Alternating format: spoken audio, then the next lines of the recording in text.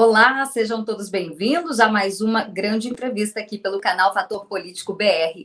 E hoje nós recebemos o jornalista Paulo Figueiredo. Paulo, obrigada pela sua participação, sempre uma honra tê-lo aqui conosco.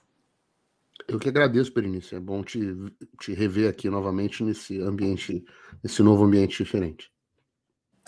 Vamos lá, então. A gente começa falando a respeito do seu canal, né? Que acabou sendo desmonetizado, agora existem outras plataformas, outras possibilidades de poder acessar o seu conteúdo para quem está aqui no Brasil. E eu achei interessante porque aqui no Brasil, no YouTube, tem um canal de cortes, né? Com algumas falas suas, e você fala a respeito sobre quem são os donos do Brasil. Quem são os donos do Brasil, Paulo? Pois é, Berenice, no Brasil, hoje em dia, quem está usando a internet sem usar um VPN, hoje em dia não está mais na internet, está na intranet do Xandão, né?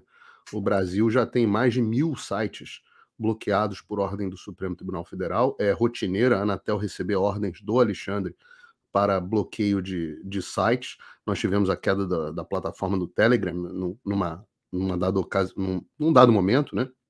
Além das remoções todas de perfil. Importante que as pessoas saibam que minhas redes sociais, de Constantino, Alan dos Santos, etc., todas essas redes sociais continuam funcionando normalmente no resto do mundo. Elas só estão proibidas e bloqueadas no Brasil, na Coreia do Norte, na China, na Venezuela, em Cuba e em outras ditaduras. No mundo livre, as pessoas continuam acessando os nossos perfis normalmente, ou as pessoas que utilizam VPN também continuam. Apesar disso, apesar de eu achar que todo brasileiro hoje não tem mais desculpa para não usar um VPN, porque é uma coisa gratuita e que protege a própria internet da pessoa, eu fico buscando maneiras de continuar chegando ao público brasileiro. Então, acima de tudo, eu tenho o meu locals.com e o meu Rumble, né? O Rumble é o concorrente do YouTube. Acho até que o canal de vocês, se não está, deveria estar no Rumble também. Tem grupo de WhatsApp, tem grupo fechado de Telegram, tem grupos que se tornam difíceis e os meus apoiadores resolveram fazer um canal de cortes, cortando as minhas participações, incluindo essa que você mencionou, e eu autorizei. Agora, isso se conectando à pergunta que você me fez, os donos do Brasil são justamente as pessoas que não querem que você, que está em casa, tenha acesso a qualquer informação que desafie a narrativa dominante. Então, durante muito tempo, essas pessoas tinham controle absoluto de tudo que você sabia.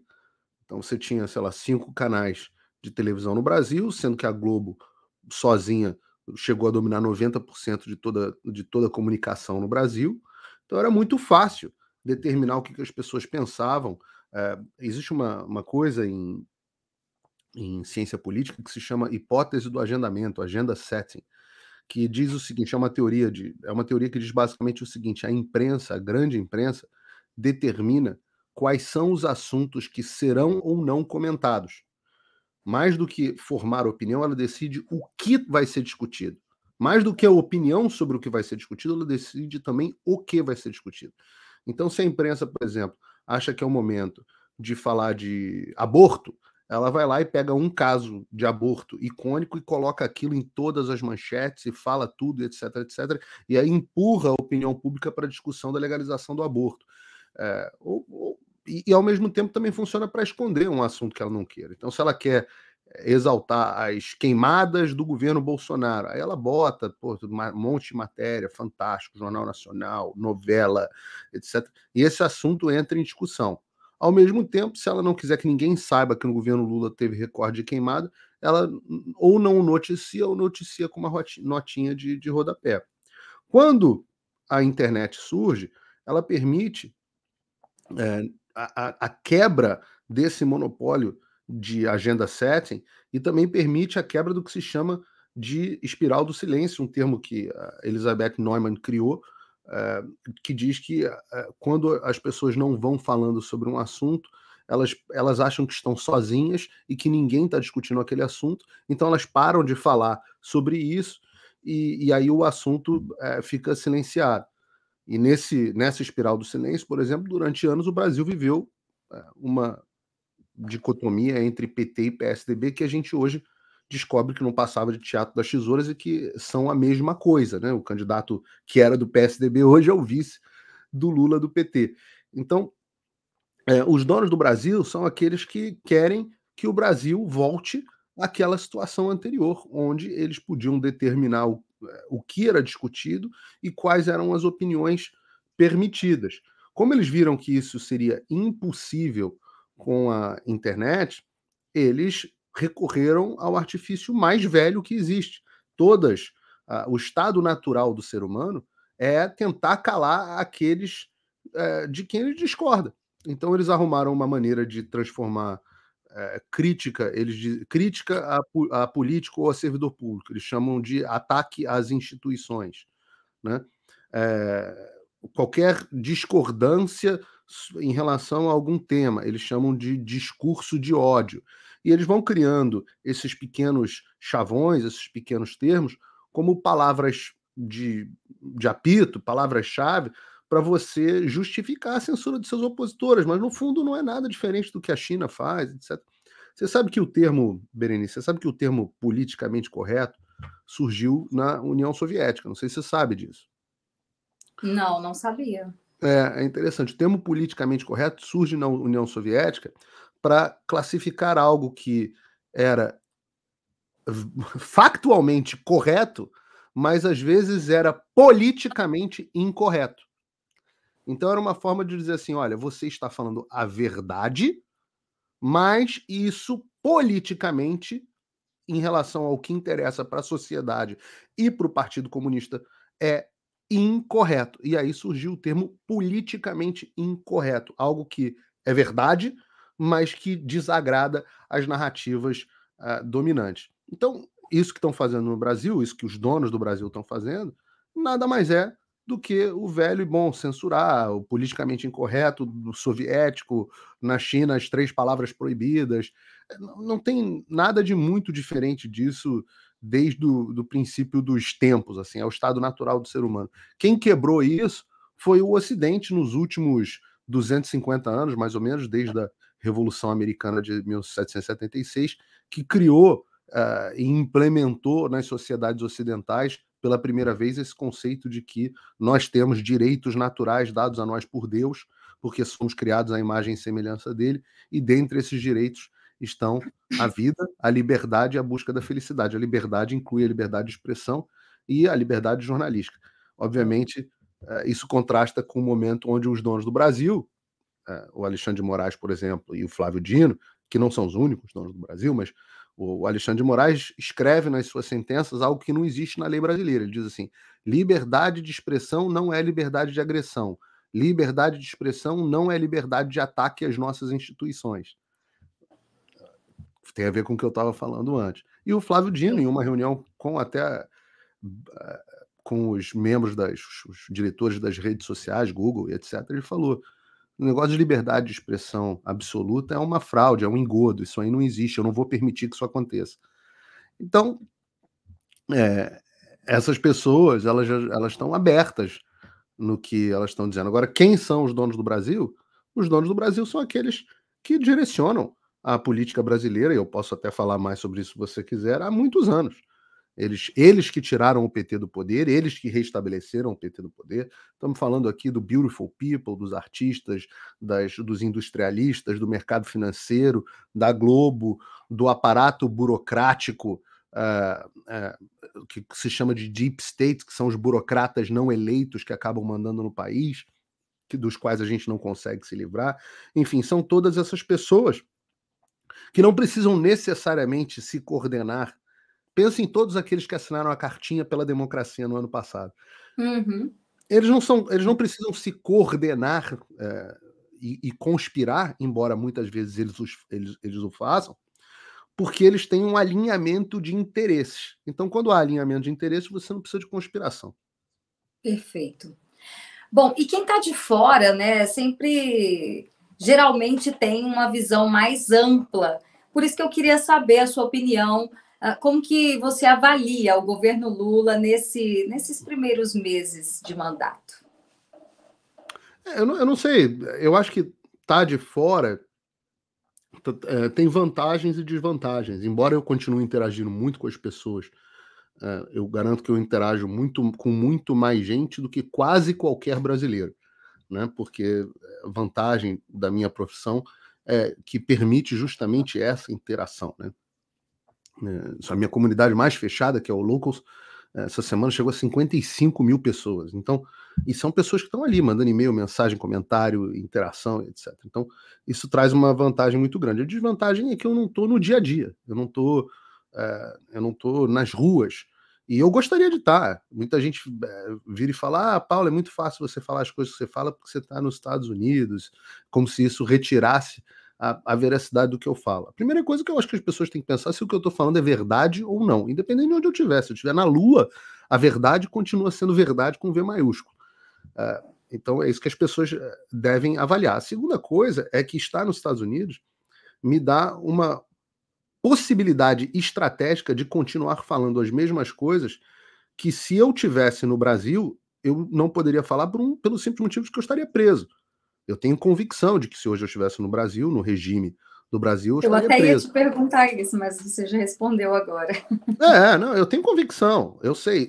Olha, no dia 30 de dezembro, o senhor Alexandre de Moraes emitiu uma ordem onde, para ver o absurdo da ordem, ele baseia parte da ordem num tweet do Guga Noblar, que é meu desafeto a meu respeito. Só para ter uma ideia do nível de coisa que a gente está vivendo.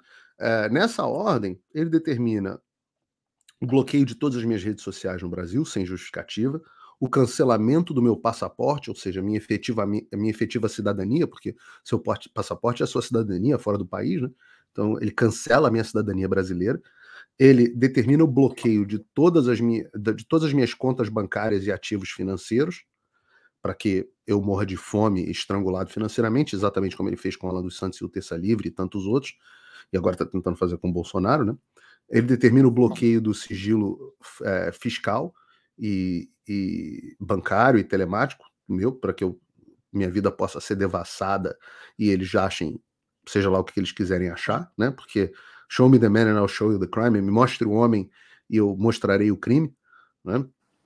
E eles ainda determinam uma multa gigantesca para caso aí é interessante, para caso eu fale alguma fake news novamente. Só que eu não sei nunca de nenhuma fake news que eu falei, então fica Algo difícil. Que desagrade, entendeu? Exato. Fake news é alguma coisa que o desagrade. Então ele vai ficar muito frustrado, porque eu vou continuar falando coisas que o desagradem até que ele mande um capanga dar um tiro na minha cabeça. Porque eu vou continuar falando o que eu tiver que falar, enquanto eu estiver protegido pela primeira emenda da Constituição Americana, que é a jurisdição na qual eu me encontro, é bom lembrar, eu vou falar absolutamente o que eu quiser. Então, estar nos Estados Unidos permite que eu continue fazendo isso. E eu não vou retroceder. As pessoas que pensam assim, Paulo, eu queria ver você vem para o Brasil falar isso. Eu tenho uma resposta a essas pessoas. A primeira é que eu não posso ir ao Brasil porque eu não tenho passaporte, né? A segunda é que isso é mais ou menos como se um soldado de infantaria visse alguém pilotando um B-21 Stealth e falasse assim: eu quero ver você descer aqui para tocar tiro com a gente. Assim, o sujeito passa anos treinando para pilotar um equipamento que tem muito mais efetividade numa guerra do que um soldado de infantaria, e o soldado de infantaria se acha mais corajoso. Então é um pouco frustrante ver que muita gente não enxerga isso. Em relação ao governo Lula, que você me perguntou, tem alguns pontos. O Lula, ele chega com bastante sede ao pote, ele faz a primeira ação dele tem a ver com dinheiro, que é assim, a gente enxerga que há muita inteligência na esquerda. Embora eles estejam um pouco atrapalhados, eu vou chegar lá, há muita inteligência na esquerda. Num primeiro momento, ele já chega resolvendo o problema do teto de gastos. Então ele começa fazendo um subterfúgio junto com um Congresso enfraquecido para que ele possa estourar um orçamento em centenas de bilhões de reais. A partir daí ele passa a ter dinheiro para comprar quem não tiver alinhado com ele politicamente. Em seguida ele passa e substitui o teto de gastos por um tal de arcabouço fiscal que ninguém entendeu. E em termos práticos, é uma regra fiscal que diz que o governo pode gastar o quanto ele quiser, desde que ele preveja que ele vai gastar esse quanto que ele quiser. Então, a primeira medida do Lula é referente a ele ter dinheiro para poder comprar todo mundo. A segunda medida Sem também contar que ele coloca ali as despesas como investimentos, mas mesmo assim isso tem um preço, né?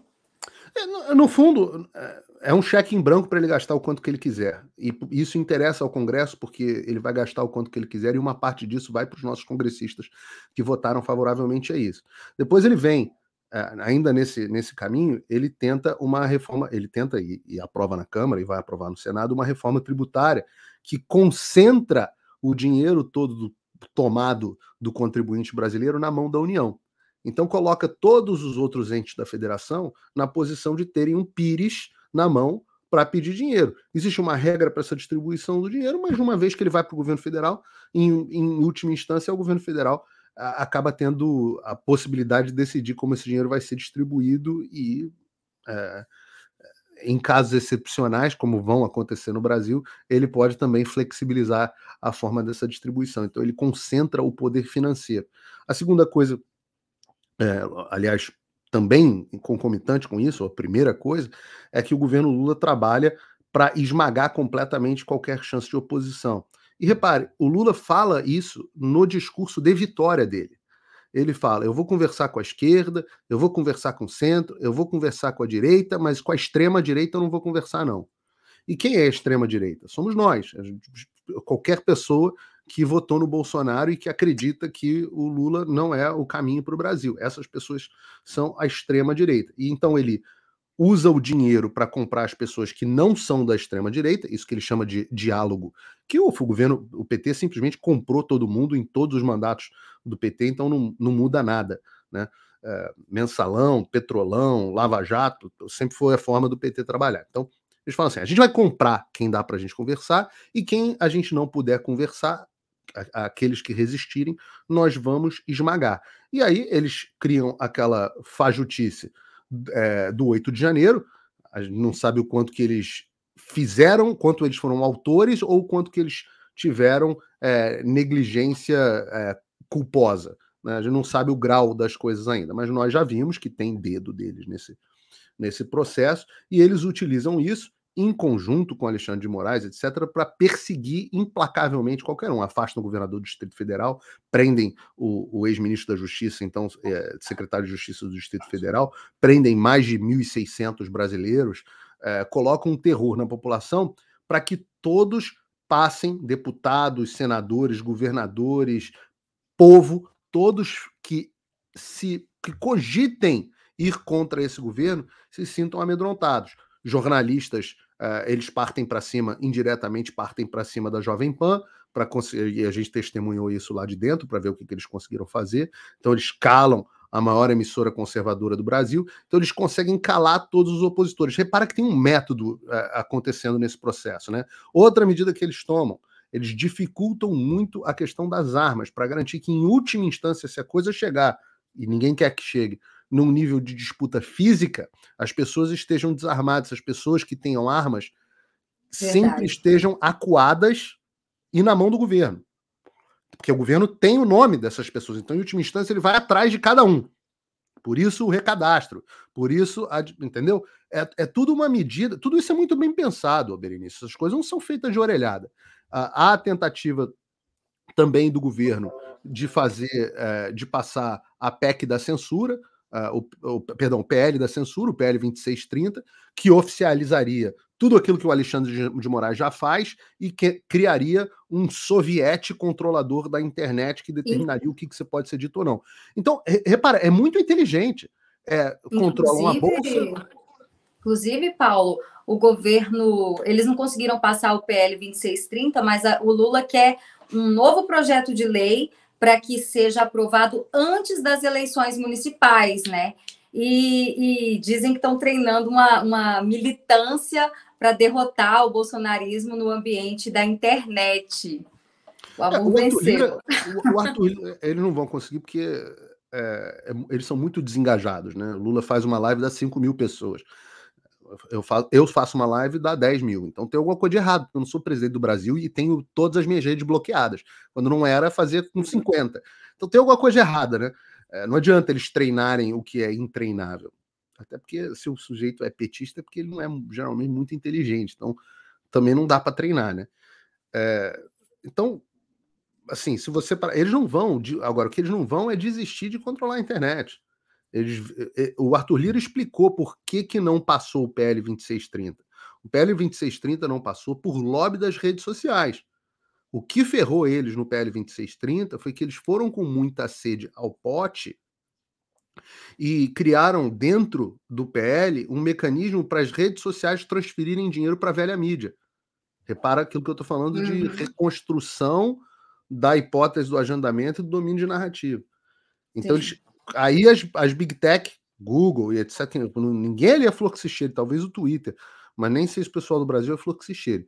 Ninguém ali concordou com isso. E aí, quando doeu no bolso das Big Tech, elas fizeram lobby para impedir, a ponto do Alexandre de Moraes ter mandado a Gestapo em cima, desculpa, Polícia Federal, em cima do pessoal das Big Tech. Lembra? O próprio pessoal das Big Tech que ajudou o Alexandre de Moraes, tem termo de ajustamento de conduta da na campanha eleitoral do ano passado. Claro! As Big Tech que elegeram Lula, que desmonetizaram a Jovem Pan. Então, assim, a frase, eu acho que, não sei se é o Lenin ou o Stalin, agora não estou lembrando, mas é a frase famosa que ele diz assim: nós vamos fazer os empresários produzirem as cordas com as quais nós os enforcaremos. Então, é exatamente o que está acontecendo. Exatamente. As Big Tech fizeram as cordas e vão ser enforcados com a mesma corda que eles fizeram. Big Tech é o termo para grandes empresas de tecnologia. Estamos falando aí de Meta, Google, de certa forma Twitter e por aí vai. Microsoft. Pois é. Agora vamos falar sobre as CPIs, porque são 6 ao mesmo tempo, mas eu vou destacar aqui a CPI do MST e das ONGs, que está entregando resultados, né? Está trazendo denúncias, ouvindo pessoas relevantes.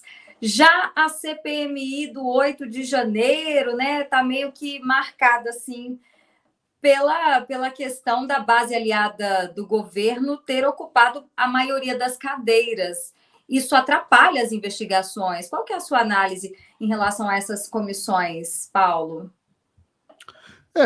Sim, o importante que as pessoas entendam é que o Brasil tem hoje aproximadamente 100 e poucos congressistas na Câmara, deputados federais, mais ou menos de direita, com alguns muito bons, outros meia boca, alguns mais corajosos, outros meio frouxos. No Senado, a gente tem mais ou menos uns 20, do quais uns 5, talvez, realmente se salvem. Então as pessoas têm que parar de esperar que venha alguma solução do Congresso, porque não vem. Não vem. Se vocês têm alguma dúvida, vejam como é que foi a votação da reforma tributária e vejam como é que foi a votação A reforma tributária é um bom patamar. Tá? Então vocês podem ver ali, outro bom patamar é a votação para a presidência do Senado. E tal. Vocês podem ver. O grupo mesmo que dá para contar são 120, que, grosso modo, aqui, você está falando de alguma coisa em torno de 20%. É muito pouco. Tá? É muito pouco. Então, não vem solução do Congresso. O que o Congresso vai criar, e isso pode ser mais fácil ou menos fácil, dependendo do apoio da opinião pública, é fricção. E isso é um conceito em ciência política que é muito importante que as pessoas entendam. A maioria dos problemas sociais não tem solução. Você não vai resolver o problema da criminalidade, por exemplo. Você não vai resolver o problema das drogas. Você não vai resolver o problema do saneamento. O que você cria são fricções, ou seja, são instrumentos para tornar aquele problema mais palatável ou que ele avance com mais devagar.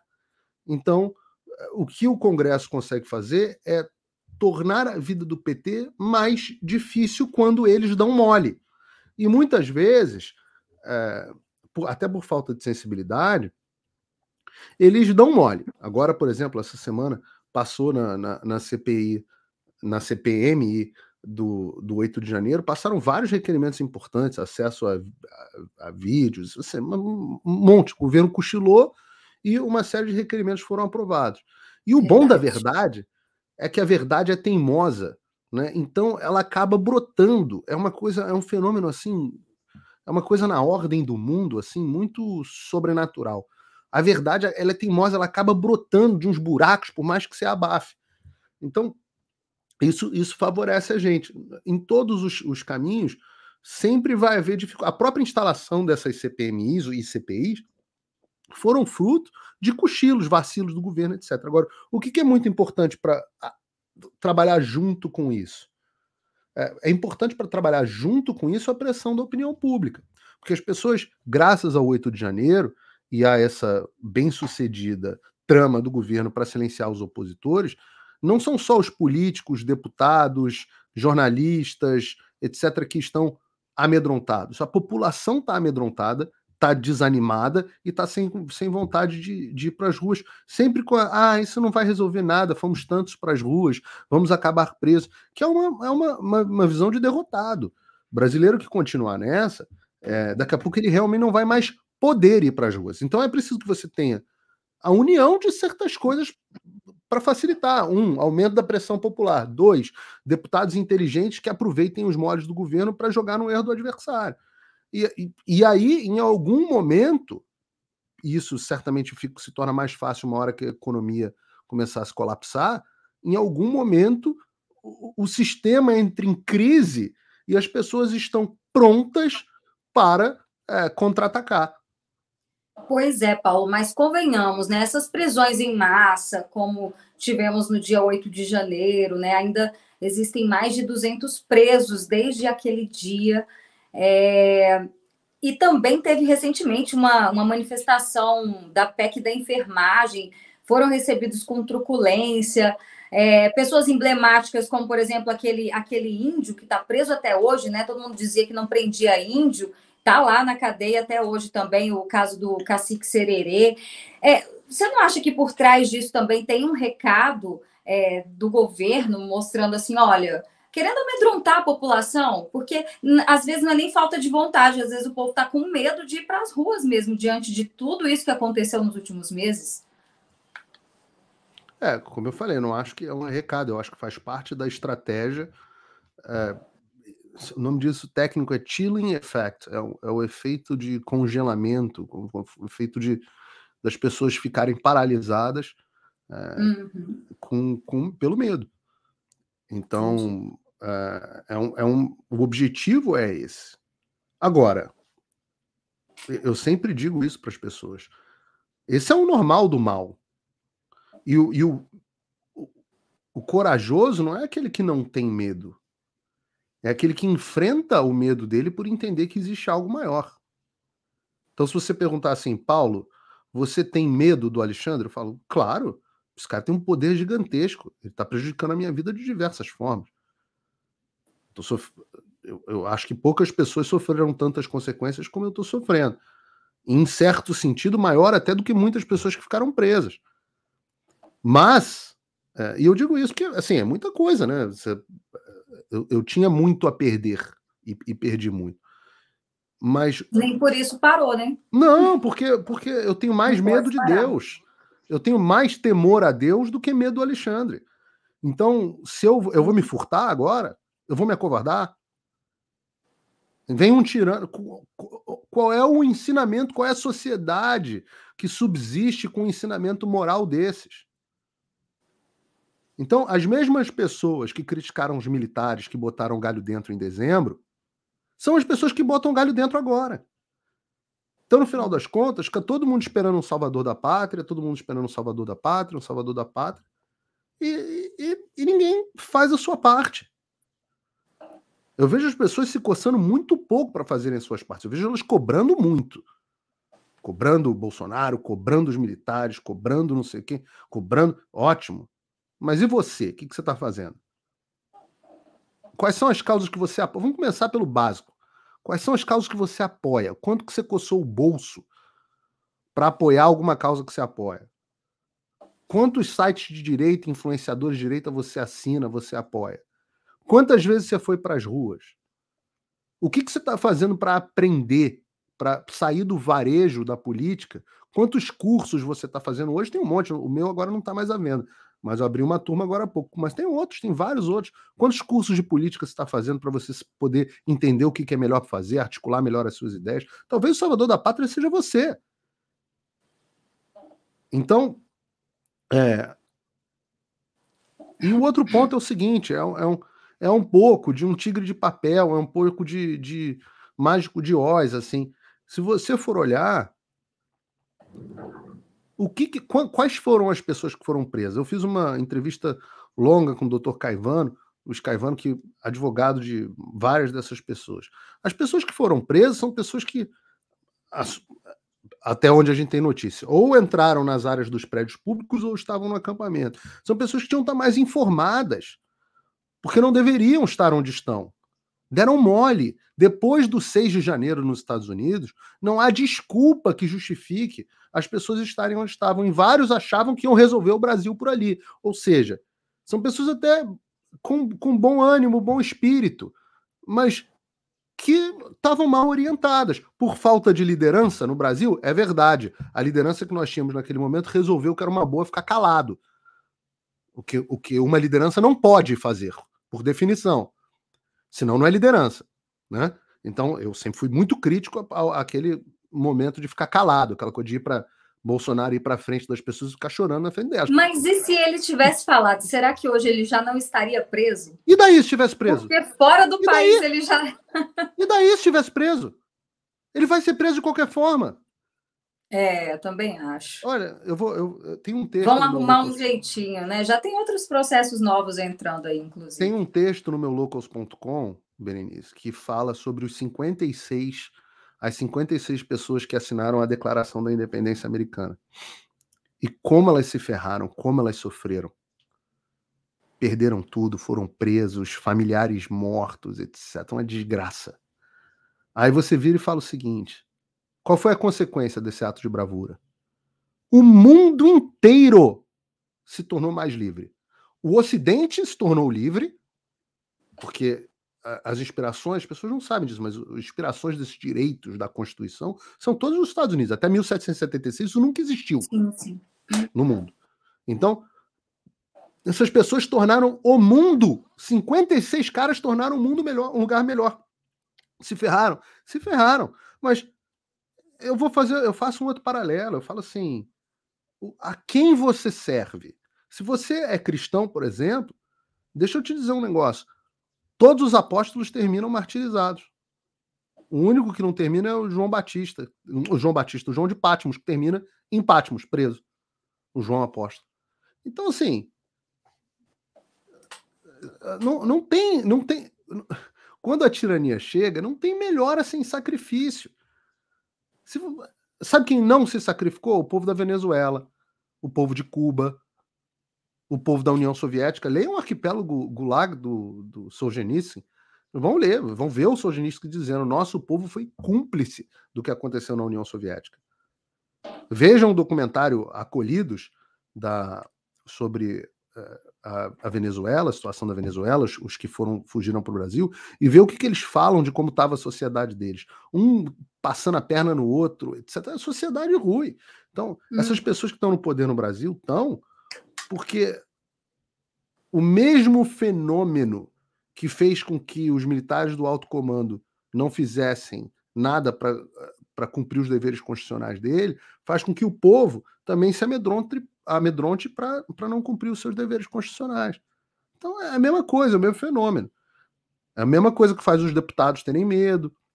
De novo, o negócio não é não ter medo, é ter coragem para enfrentar o seu medo e fazer algo que você considera mais nobre. E eu falo isso fazendo. Eu não falo isso de, não, eu vou continuar fazendo. Eu já recebi todas as ameaças que eu posso receber. Essa ação do Ministério Público contra a Jovem Pan, Beria, tem 40, eu sou o comentarista mais citado, 40 vezes meu nome aparece. Nossa. Você tem uma ideia, do Constantino aparece 20. Porra, Entendeu? Isso é intimidação, isso é ameaça. Eu já recebi mais de 250 ordens judiciais de bloqueio de conteúdo. Quem pode se defender de 250 ordens de bloqueio? Eu vou continuar fazendo, até que eu não consiga mais. Enquanto eu puder, eu vou continuar fazendo, sofrendo as consequências. E acho que todos que estão em casa deveriam fazer, no limite, para que possam impedir que o Brasil se torne algo muito pior do que está hoje em dia. Porque as pessoas que acham que se daqui não pode piorar, eu garanto a elas, pode piorar, pode e vai piorar muito ainda. Aliás, como Pois é, prometeu e o é próprio Alexandre. justamente. Oi? Perdão. Aliás, como prometeu o próprio Alexandre, vai piorar antes de melhorar. Pois é. E aproveitando esse gancho, já que você falou sobre o Brasil, né, o futuro do Brasil, talvez ainda seja precoce falar sobre as eleições de 2026, mas como que as lideranças podem se preparar? Você acha, Paulo, que a direita pode voltar ao poder aqui no Brasil? A pegar a presidência? Existe um erro conceitual por trás da sua pergunta, Berenice. Eu vou te explicar por quê. Não é grave, não, mas eu vou te explicar por quê. Porque ela parte do pressuposto que nós temos um governo no Brasil. Uhum. Entendeu? Há o governo Lula, aí daqui a 4 anos, 3 anos e meio vai ter eleição de novo, e aí O vem um problema é o outro... STF? Não, o Brasil vive um regime. É diferente de um governo. Eu não faço oposição ao governo Lula. Fiz oposição ao governo Lula de 2002, e ao governo do PT de 2002 ao 2015. Hoje eu não faço mais oposição ao governo Lula. Hoje eu faço resistência ao regime. E o Lula é um dos membros desse regime, foi elevado à posição que está pelo regime, mas ele não é o único. O regime tem várias pessoas fazendo parte dele. E se eu não acredito que nós tivemos eleições isentas e transparentes em 2022, como é que eu posso ficar pensando que a solução vem das eleições de 2026, onde eles vão ter mais poder de controle do sistema eleitoral do que eles têm hoje? Como pode vir daí a solução? Que loucura é essa de imaginar que a solução vem da eleição de 2026? Como o próprio Bolsonaro parece, na cabeça dele, às vezes achar. Eu não acho que vem daí. Eu acho que o Brasil vai construir uma nova liderança e novas lideranças para se opor ao regime que está aí. Porque as pessoas estão indignadas. Então, não vai ser o governador de São Paulo que fica tirando fotinho com a Haddad, que fica dizendo que concorda com 95% da reforma tributária do Lula, que diz que o Brasil tem um Estado de democrático de direito vibrante, enquanto na mesma semana que o cara que levou ele ao poder está inelegível. Não vai ser o cara que fica chamando Barroso de ilustre jurista. Não vai ser e o Flávio Dino e o Gilmar Mendes. Não vai ser o cara que mantém a TV Cultura de São Paulo como cabide de emprego para a esquerda. Não vai ser esse cara. Quem vai ser? Eu acho que vai ser alguém que está indo contra o regime e sofrendo as consequências. Porque eu tenho uma visão otimista para o Brasil. Eu exorto as pessoas para que elas sigam essa direção, mas eu acho que o povo brasileiro é bom e é cada vez melhor e cada vez mais cristão e cada vez mais conservador. E eu acho que neste cenário esse regime não subsiste muito tempo. Os donos do Brasil vão continuar mandando, mas eles não precisam ter o regime na mão deles. Claro, sempre vão ter.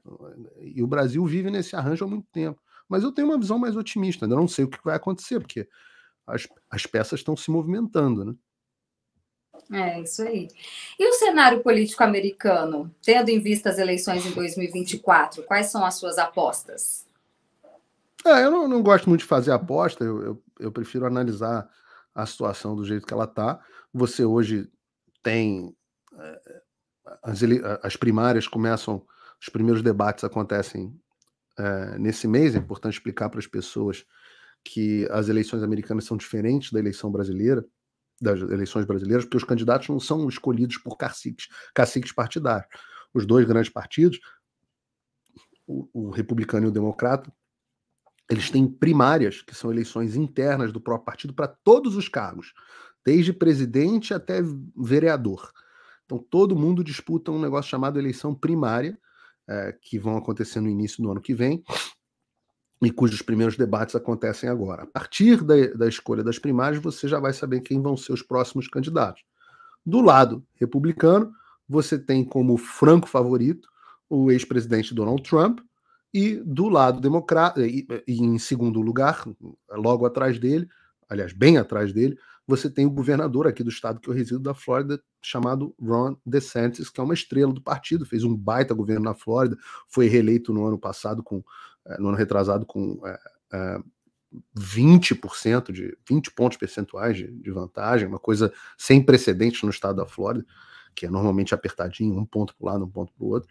Então, eu ainda acredito do lado republicano que o Ron DeSantis tem chance, sim, de tomar o lugar da candidatura do próprio Donald Trump, porque eu acho que existe um certo desgaste em torno da figura do Trump, embora ele, nas pesquisas internas dos republicanos, esteja, assim, 25 pontos de vantagem sobre o DeSantis. No lado dos democratas, o candidato natural seria o Joe Biden. O problema é que o Joe Biden está muito, muito ruim. Está muito senil. Assim, as gafes são semanais agora, e ele está ali num estado realmente babando na gravata. Se você pensar que a eleição é no ano que vem, e depois disso ele teria que perdurar aí por 4 anos, muita gente já está achando que ele não vai ser o candidato. E as pessoas acham que a possibilidade de não ser o candidato está refletida pelo fato de que ele está começando a apanhar um pouco da imprensa. E os candidatos democratas nunca apanham da imprensa. O Joe Biden sempre teve a cobertura mais favorecida da imprensa possível. Verdade. Só perdeu para o Obama.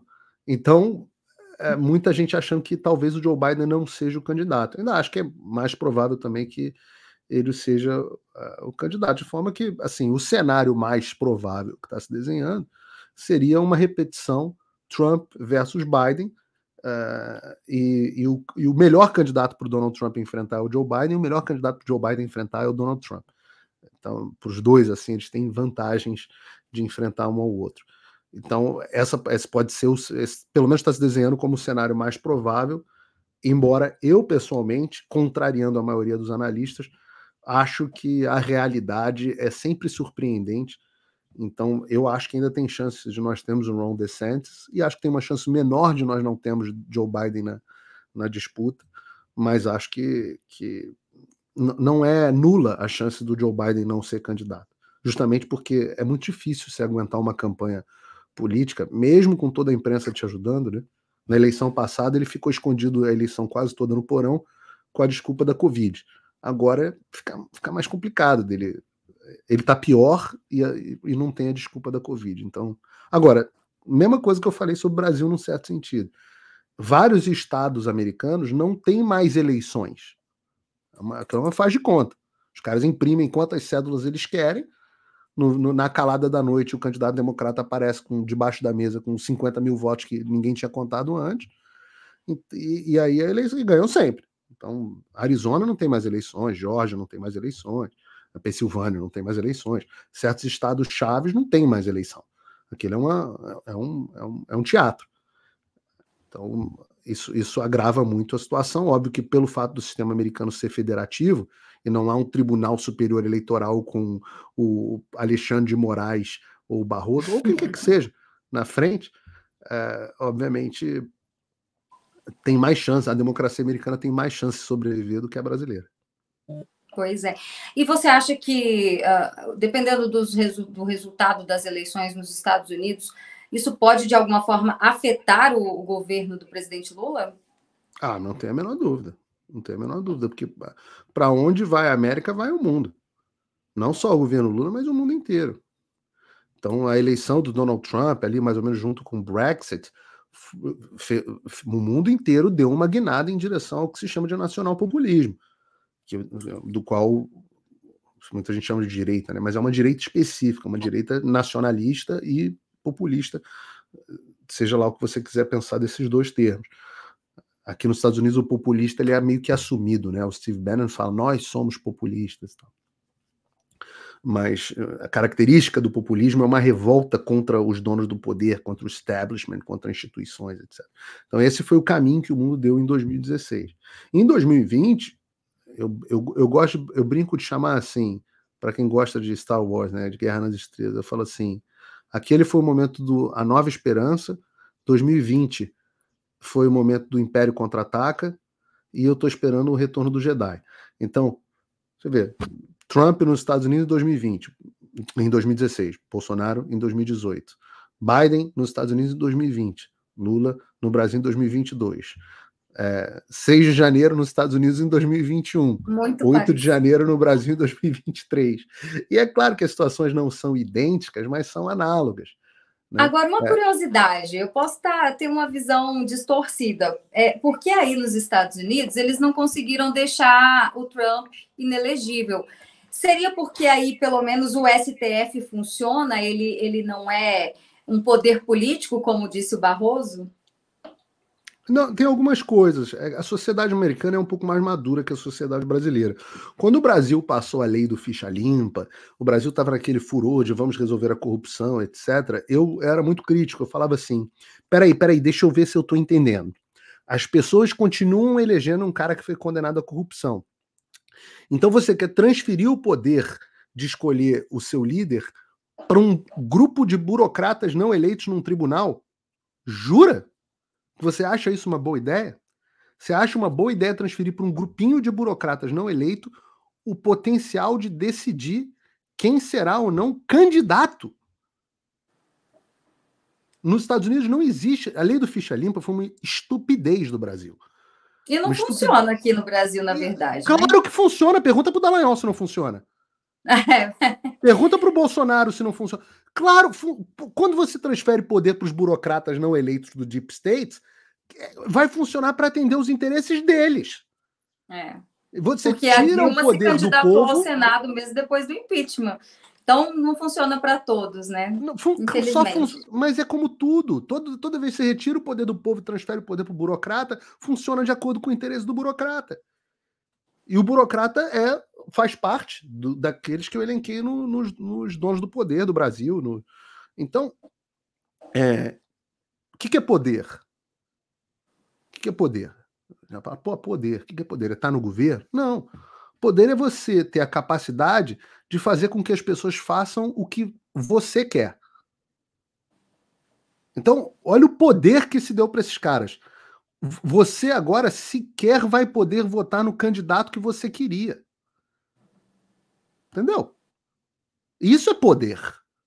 Então se transfere o poder do povo de escolher quem ele quer, o povo. Eu odeio o Dallagnol, acho o Dallagnol um desastre, um dos responsáveis, inclusive, pelo estado que o Brasil está.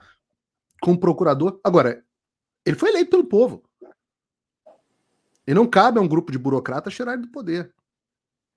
Não cabe. Agora, ele era o cara que elogiava o sistema eleitoral, ele era amante da lei do ficha limpa, então o monstro que ele criou devorou ele mesmo. Claro que tem um grau de ironia satisfatório nessa história, mas, obviamente, eu continuo defendendo que ele não poderia ser caçado. Nos Estados Unidos não tem lei do ficha limpa. O Trump pode ser presidente dentro da cadeia, se for o caso. Então, nas pesquisas que estão saindo aqui nos Estados Unidos, olha que loucura, tá? Nas pesquisas que estão saindo nos Estados Unidos, todas mostram que esses indiciamentos contra o Donald Trump estão servindo como combustível para a campanha dele. E para que eles estão servindo? Acima de tudo, para desacreditar o sistema judiciário americano.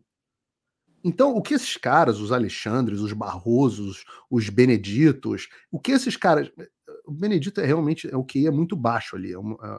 Mas o Alexandre e o Barroso são inteligentes. Eu não sei se fazem de cabeça pensada, mas a consequência das ações deles é que hoje o brasileiro não acredita mais no sistema democrático. Não acredita. E não é por causa do Paulo Figueiredo, porque o Paulo Figueiredo tem uma potadinha do Paulo Figueiredo. É por causa do perdeu mané, é por causa das multas, é por causa das ações, é por causa da forma como conduz o processo eleitoral, é por causa do lobby contra o voto impresso. Então, saiu uma pesquisa aqui, semana passada, Berenice, que 56% dos americanos, está no meu locals.com, 56% dos americanos acham que houve fraude na eleição passada. E 77% tem medo de fraude na eleição do ano que vem. Isso é a consequência do que esses caras fizeram. Pois é. Paulo, para a gente encerrar, né? papo está muito gostoso, mas eu sei que seu tempo também é corrido. E vamos para a última. Eu queria entender, assim, como que o cenário americano, como que nos Estados Unidos repercutiu essa aproximação do presidente Lula, né, ter recebido, por exemplo, aqui no encontro do Foro de São Paulo, ditadores, Nicarágua, essa aproximação com esses regimes ditatoriais, né, Nicarágua, Cuba, Venezuela, Maduro já veio 2 vezes aqui no Brasil, enfim, como que isso tem chegado aí nos Estados Unidos? Não tem chegado o suficiente, porque o que você tem de noticiário nos Estados Unidos basicamente são empresas são correspondentes dos grandes jornais, que são de esquerda todos no Brasil, então eles aqui reportam o que acontece nos Estados Unidos. Você tem Associated Press, Reuters, New York Times, Washington Post, todo mundo esquerda. Então eles é que contam o que acontece no Brasil para o público internacional, inclusive o público americano. Então não chegou o suficiente. Fica eu aqui, sozinho, que nem um doido, tentando explicar o que está acontecendo no Brasil. Inclusive, eu tornei a minha conta no Twitter em inglês, parei de twittar em português só para explicar o que está acontecendo no Brasil para o público aqui. Eu acho que os democratas, eles são bem mais atentos em relação ao que acontece no Brasil, ao ponto de que a reportagem do Financial Times, de mais ou menos 2 semanas atrás, mostrou que os democratas utilizaram o governo Biden com apoio da CIA, Departamento de Estado, para garantir a eleição do Lula, ou seja, se meteram e influenciaram a eleição brasileira para eleger o Lula, segundo a reportagem do Financial Times. E no final das contas, bom, isso eles são mais atentos em relação ao Brasil, eles queriam o Lula no poder. O que eles talvez não percebam imediatamente são as consequências, porque eu acho, honestamente, que essas pessoas, assim como os Armínio Fragas da vida, assim como parte dos donos do poder, imaginaram que o Lula fosse ser o Lula de 2003, o Lula de 2004, o Lula de 2005, o Lula do início do século XXI. Esse Lula, ele só foi daquele jeito porque ele só tinha condições de ser daquele jeito naquele momento. Mas o Lula sempre foi um radical de esquerda. As posições dele, as posições do partido, elas sempre foram radicais de esquerda. O Lula segurava ali no somebody love porque ele sabia administrar o poder muito bem. Hoje ele me parece estar pouco preocupado. Ele parece já estar satisfeito e vai fazer o que tiver que fazer. E daí você tem muita gente aqui do Departamento de Estado e do governo Biden, etc., falando assim, ele está trabalhando contra o dólar e se alinhando com a China. Ele está recebendo no Brasil um cara que é procurado com recompensa milionária nos Estados Unidos por narcoterrorismo, que é o caso do Maduro. Ele está dizendo que é comunista. Ele está se posicionando em favor da Rússia na guerra da Ucrânia. Está todo mundo chocado. Mas eles falaram, eu acho que foi um embaixador americano ou um diplomata americano que falou, mas nós ajudamos a sua eleição a garantir a democracia no Brasil. Como pode você estar se voltando contra os Estados Unidos? E eu digo isso porque eu conheço algumas dessas pessoas. E o que eu falo para elas é o seguinte, ora, se a esquerda americana é anti-americana, você não tem ideia do quanto a esquerda brasileira é anti-americana. Há um sentido, o PT é um partido anti-americano. E eles não, mesmo que seja Joe Biden no poder, sempre vai ser um Yankee. Então, o alinhamento do Lula é com a China, é com a Venezuela, é com Cuba. Se for necessário, é com a Rússia também. A Rússia é um animal um pouco mais complicado, mas lembra que quando eclodiu a guerra na Ucrânia, o PT emitiu imediatamente, a Gleisi Hoffmann depois mandou apagar, mas o PT emitiu imediatamente uma nota de apoio à Rússia. Então, há um desconhecimento muito grande aqui nos Estados Unidos sobre o que acontece no Brasil. Do outro lado, agora, você teve ontem o primeiro discurso na Câmara dos Deputados aqui, a Casa dos Representantes, denunciando a situação do Brasil. Pela primeira vez. Agora que você está tendo artigos publicados, agora que você talvez tenha audiência no Congresso a respeito do Brasil, é um trabalho de formiguinha que a gente vai fazendo aqui, porque os conservadores americanos são muito mal articulados. Quem podia ter feito um bom trabalho nesse sentido se tivesse ficado aqui era o presidente Bolsonaro, mas ele caiu na bobagem de voltar para o Brasil para virar hóspede da Polícia Federal, da Gestapo. Então, nós estamos aqui capengas. Infelizmente, nós estamos capengas. Os deputados brasileiros, a maioria sequer falam inglês. Não tem articulação aqui com os Estados Unidos. O que tem melhorzinho é o Eduardo Bolsonaro. Mas a gente está aqui no trabalho de formiguinha, faz parte do meu show agora. Hoje em dia, uma das minhas missões é articular um pouco os conservadores, já tem evento, entrevistas, etc. O Brasil já meio que está virando exemplo do que é ruim, né? Então, de como um regime democrático ruiu. E isso faz parte do processo. Nós temos que conscientizar o povo brasileiro, preparar o povo brasileiro, mas também precisamos que a comunidade internacional tenha pelo menos ciência do que está acontecendo no Brasil. É isso aí, Paulo. Trabalhinho de formiguinha e a gente não para, né? Temos que levar informação. Obrigada, viu? Mais uma vez, sempre bom falar com você. Obrigado, eu que agradeço aqui o convite e sucesso nessa empreitada aqui, Berê.